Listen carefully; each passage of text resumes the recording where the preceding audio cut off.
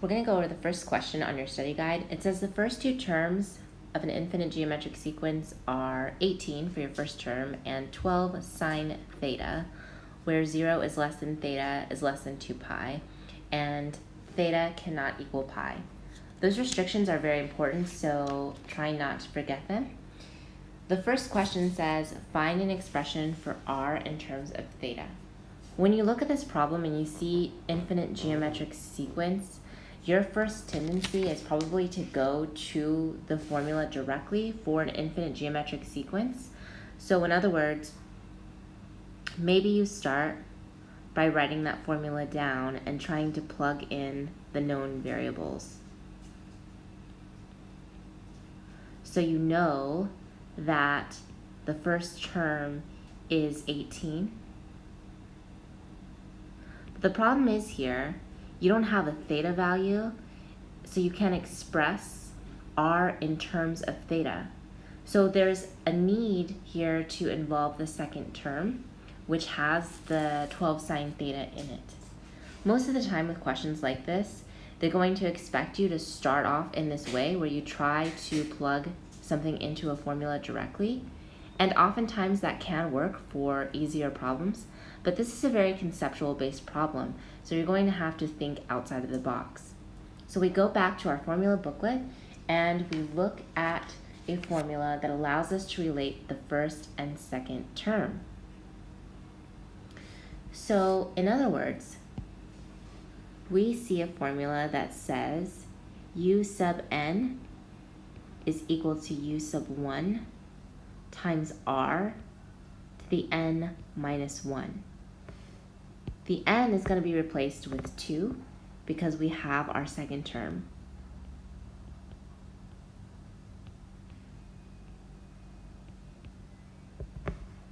So we're now allowed to substitute u sub 2 into the equation, which we will. So I'm going to plug in 12 sine squared theta into the equation.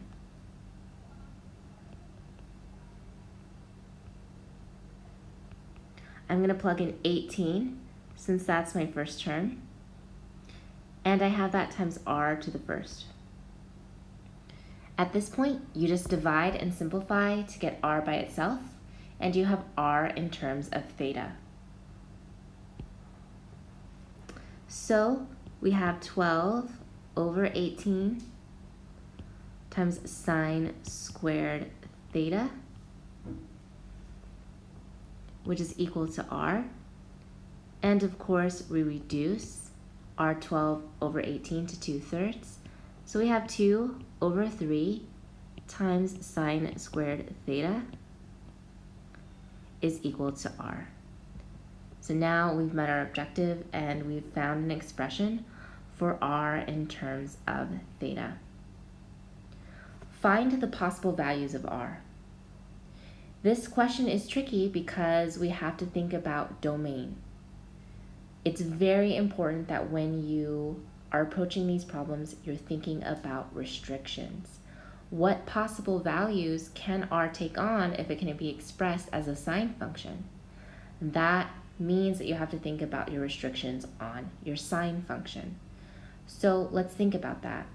If we're thinking about the unit circle and sine values on the unit circle, naturally, from 0 to 2 pi, which is the original domain restriction here for theta, our sine graph takes values between -1 and 1. So I'm going to write that down.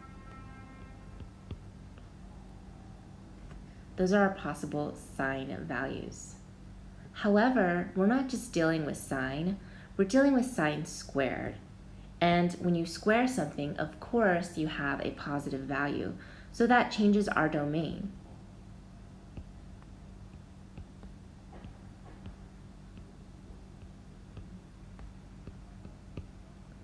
So now we have 0 is less than or equal to sine squared is less than or equal to 1. Now we apply the 2/3. Because it's not just sine squared theta equals r, it's 2/3 times sine squared theta is equal to r. So this reminds me of those problems that we did before when we had transformations on our sine and cosine function, and those directly affected the domain. So for example, if I had a shift to the right pi over 2, I would have to subtract pi over 2 from my domain in order to work with the correct values to find all of my exact solutions. You're doing the same thing here. So now you're going to multiply 0 and 1 by 2/3, and you get 0 is less than or equal to 2/3 sine squared theta is less than or equal to 2/3. Now, we have an issue here.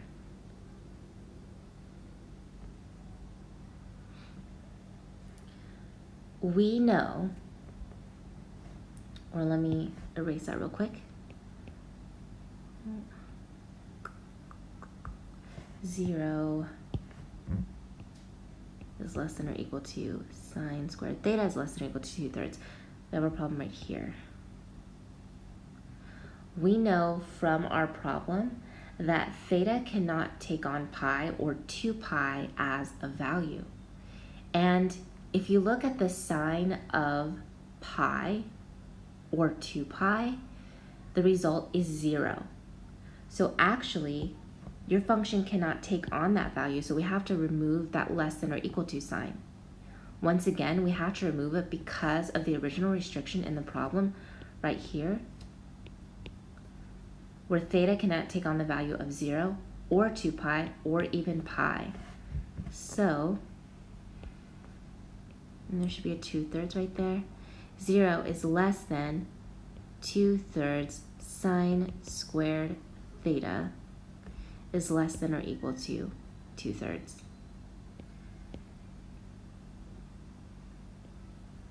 And we simply replace 2/3 sine squared theta with r. And we get 0 is less than r is less than or equal to 2/3. And now we have the possible values for r. So, looking here, I know that r is between 0 and 2/3. For the next part of this question, for 1C, it says, show that the sum of the infinite sequence is 54 divided by 2 plus cosine of 2 theta. So cosine of 2 theta means that I'm going to be dealing with a double angle formula. So I'm going to keep that in mind for either this problem or the next one. So I have to show that the sum of the infinite sequence is 54 over 2 plus cosine 2 theta. I'm going to write down that formula for an infinite sequence, and I'm going to plug in my known values. So the sum of an infinite sequence is equal to u sub 1 divided by 1 minus r. Let's start plugging in our known values. 18 is the first value in our sequence. We now have an r value represented in terms of theta. So we have 1 minus 2/3 sine squared theta.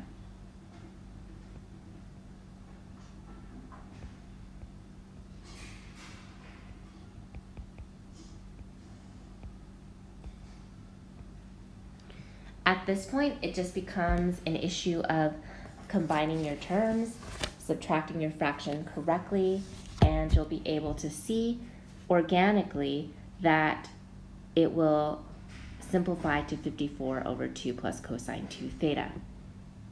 So let's go ahead and do that. So we have 18 divided by, let's go ahead and combine our fraction. Let's take 1 minus 2/3 sine squared theta, and we get 3 minus 2 sine squared theta over 3.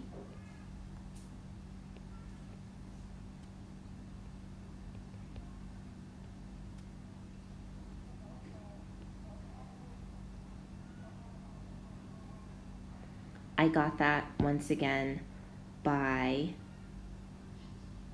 combining my fractions for this part of my expression. And then I'm just going to flip and multiply like I know that I do when I'm dividing by a fraction, or I'm dividing with fractions, I should say. So 18 times 3 divided by 3 minus 2 sine squared theta. All right, carry on, and you get 54 divided by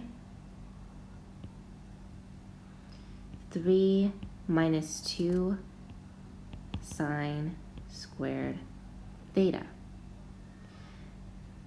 Now, if you look at the problem, you have a 2 plus cosine of 2 theta. So I want to get that plus 2 in there somehow from this 3.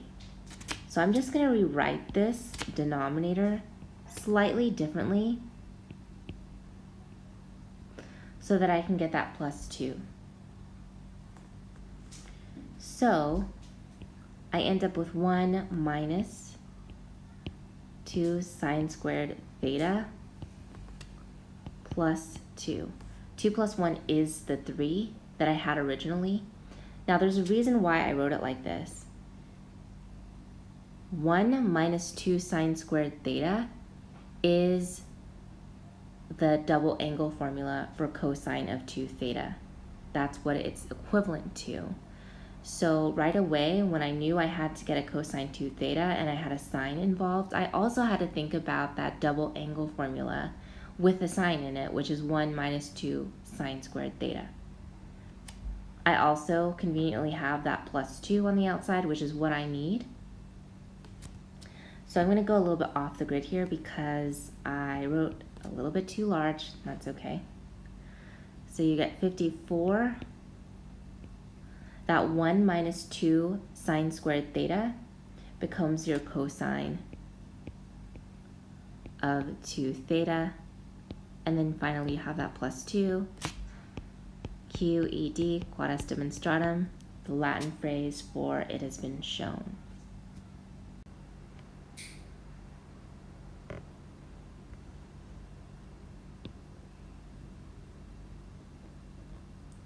This is our denominator with our u sub 1 value.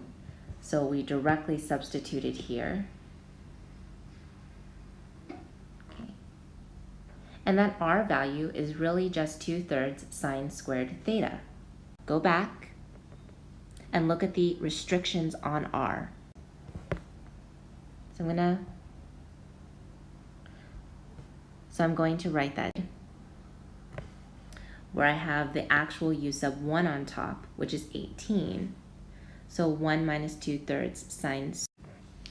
Okay, the last part of this question, this is quite the question here, and this one is the one that threw me for a loop in class.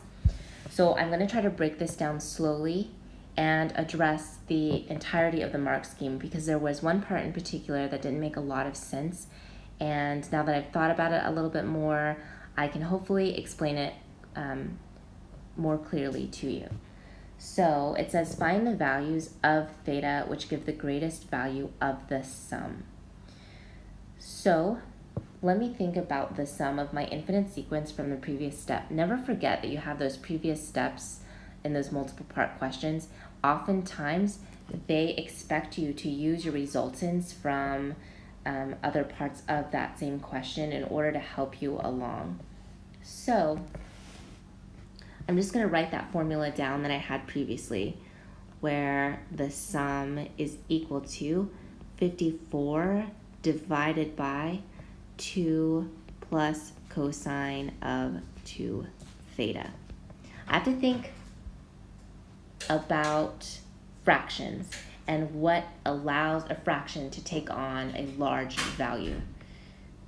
Does a large denominator or a small denominator allow you to get the greatest sum? Well, it turns out, obviously, that the larger your denominator, the smaller the value, right? So, for example, you know that 1/4 is greater than 1/5. Here, we have a more complex example. So, first of all, we're going to start, and you see that this is 6 marks. So they want you to show an understanding of that concept, that you know that in order for your sum to be at its greatest value, you're going to have a very small denominator. So I'm going to go ahead and state that just in case that is a method mark, and it actually is. So the smallest denominator yields the greatest sum. So I'm going to start.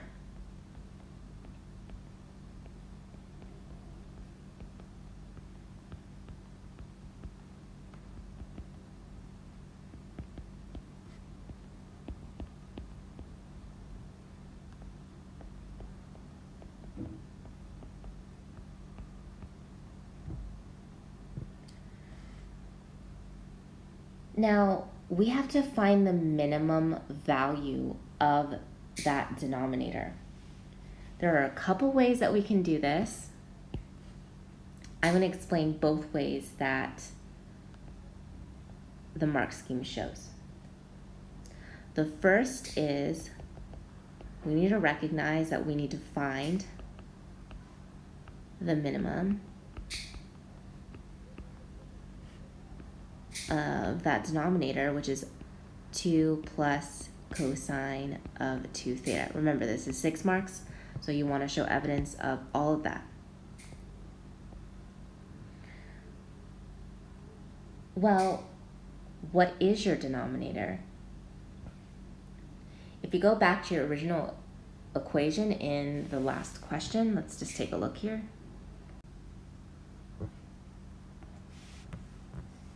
So really what I'm doing is I'm finding the value, the minimum value of that 1 minus r.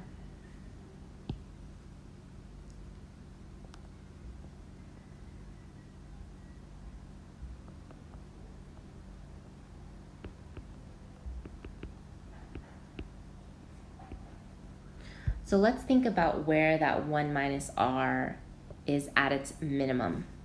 Oh, here to the side.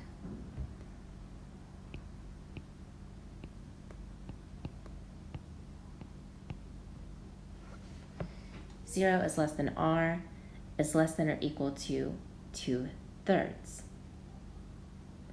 Well, what's going to give you a smaller denominator? 0 or 2/3. Well, if you subtract 0 from 1, you get 1. If you subtract 2/3 from 1, you get something that's less than 1, right? So it's going to be at a minimum when r is equal to 2/3.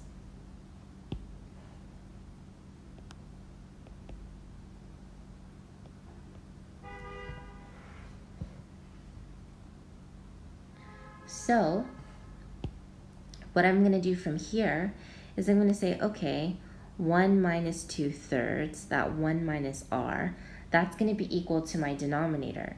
And to ensure that I'm working with the expression that I need to be working with, the correct expression, I'm not going to work with this original formula. I'm going to work with the one from the previous slide, theta.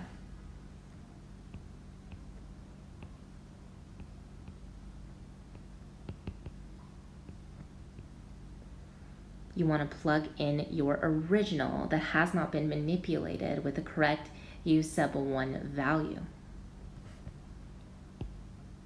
So you just combine your fractions. 1 minus 2/3 is 1/3. That's equal to 1 minus 2/3 sine squared theta.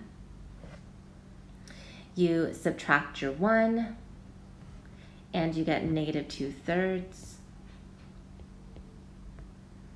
is equal to negative 2/3 sine squared theta. You multiply by -3/2 on both sides to get sine squared by itself, and you end up with 1 is equal to sine squared theta. And then you think about all of the values where sine squared theta is equal to 1. And that's going to be pi over 2 and 3 pi over 2. And it doesn't matter that it's squared because 1 squared is just 1. And since our domain restriction is from 0 to 2 pi, not including 0 or 2 pi, then my final answer for the possible values of theta is pi over 2 and 3 pi over 2. So, to summarize, I used, or I thought about, the smallest denominator of my fraction. I realized that my denominator is really just 1 minus r, and my r value that yields the smallest denominator is going to be 2/3 based on my restriction for r. I set the 1 minus r equal to the original denominator, the unmanipulated denominator for my infinite sum, which is 1 minus 2/3 sine squared theta. And I solved for sine squared theta, got sine squared theta to be 1. I remembered that on my unit circle, sine squared theta is equal to 1 at pi over 2 and 3 pi over 2. So that's the first method. Okay, so let me explain the second method, and then we'll finally be done with this problem. Let me erase this real quick.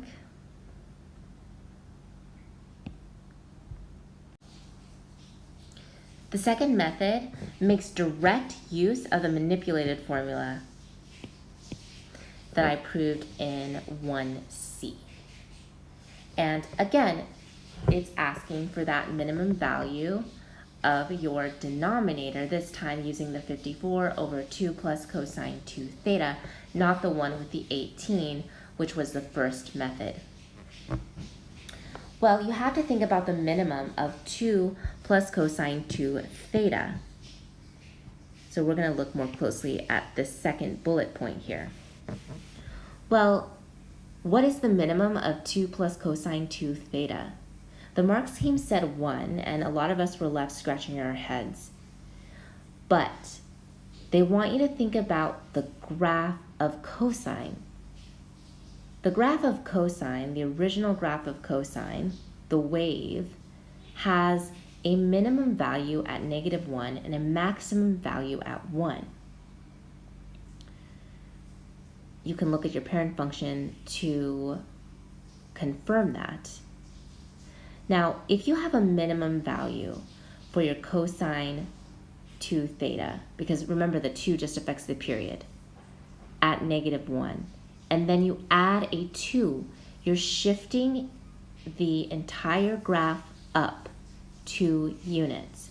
That means that you're shifting that minimum value, -1, up by 2 units. So it doesn't have a minimum at -2 anymore. You have to say, okay, well, what is the minimum of this? It's going to be 2 plus -1, which is equal to 1. That's the minimum. And then you can set that 2 plus cosine 2 theta equal to 1.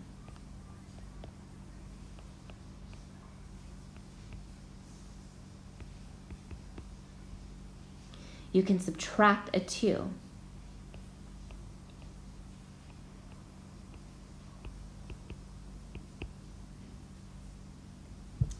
And then you can use your double angle formula for the cosine of 2 theta and then find the values for your cosine that are equal to -1. So that's 2 cosine squared theta minus 1 equals -1, and you can look at your formula booklet for that. 2 cosine squared theta is equal to negative 1. And then you divide by 2.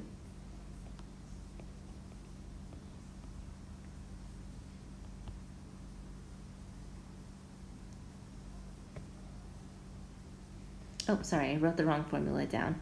Don't make that mistake. Let me write it down correctly. There we go. Sorry about that, guys. 2 cosine squared theta minus 1 is equal to negative 1. So you get 2 cosine squared theta is equal to 0. Cosine squared theta is equal to 0. So think back to your unit circle. Where on your unit circle is the cosine equal to 0? And it's equal to 0 at pi over 2.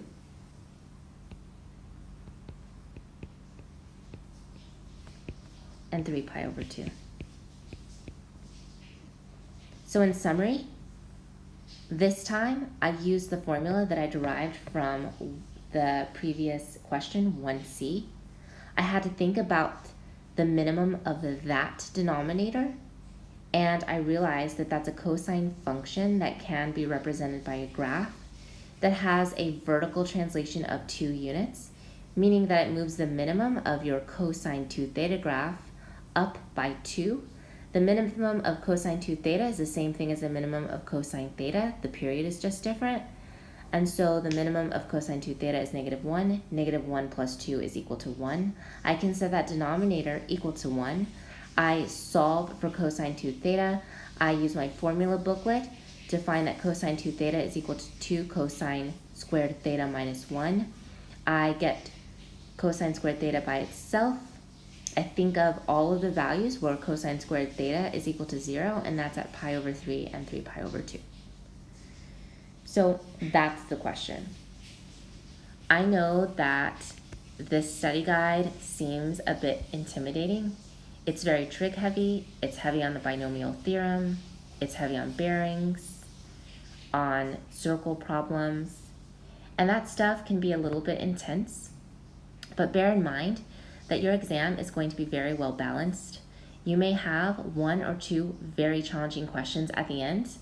This was a pretty challenging question. It, unlike some other questions, requires a strong conceptual understanding of sine and cosine.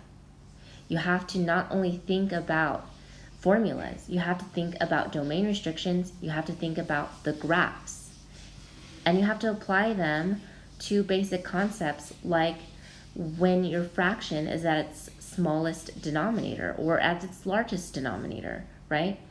So keep your head up, keep working hard. I believe that the rest of the questions are not as challenging as this one, but you're going to have to work hard. And I believe in you. You'll be fine. Keep practicing. Please reach out when you need help with something or understanding a concept. I'm here for you, definitely. And lastly, thank you so much for your patience. I am constantly trying to improve my own teaching and my own practice. I'm not perfect, and I really appreciate you guys understanding that and working with me so that together we can help accomplish whatever goals that you have in mind. So I'll see you next time. Finish that review as much as you can, and we will go over the rest of the solutions.